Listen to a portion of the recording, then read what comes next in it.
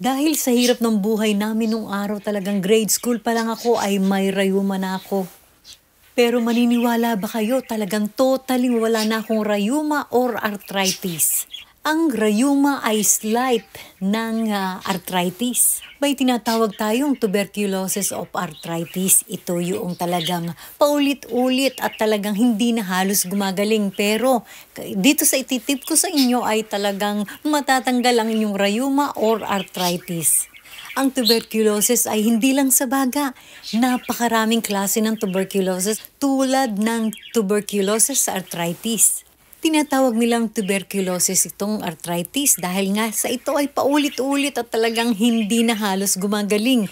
Kasi kapag tayo ay nakainom na ng gamot at natanggal na yung kirot, hindi na natin na iniisip kung paano pa natin matanggal na talagang hindi na uulit yung sakit. So ito yung number 1 natin talaga ay ang self-discipline.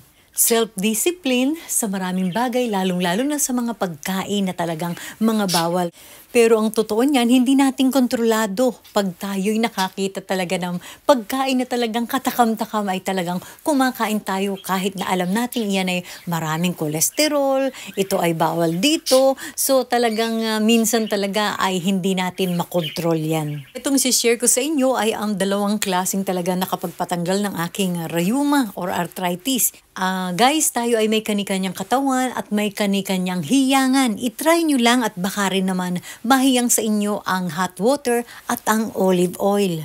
Ito ay malaking tulong sa ating health dahil ito ay nakatutulong sa mga bara-bara na dinadaluyan ng ating dugo. Kung kaya yung iba talaga high blood na talagang hindi na bumababa halos ang kanilang dugo kahit umiinom sila ng maintenance. Tandaan kapag maganda ang daloy ng ating dugo ay maganda rin ang ating health at malayo tayo sa anumang sakit.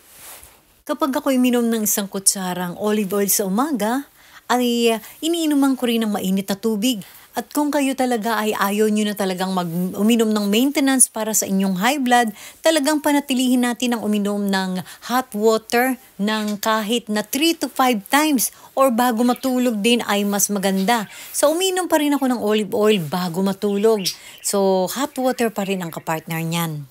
Dati akong high blood, dati akong nagme-maintenance ng gamot para lang bumaba ang aking dugo. Pero ngayon, dahil sa natutuhan ko ang mga ganitong proseso, home remedy kumbaga.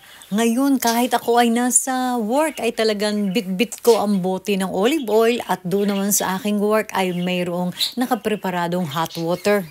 Ipapaalala ko lang sa inyo guys, hindi ngayon at uminom kayo ng olive oil at hot water ay bababa na kagad ang inyong dugo. Hindi po ganon. So ito ay araw-arawin nyo at nang makita nyo talaga ang talagang katotohanan ng sinasabi ko sa inyo.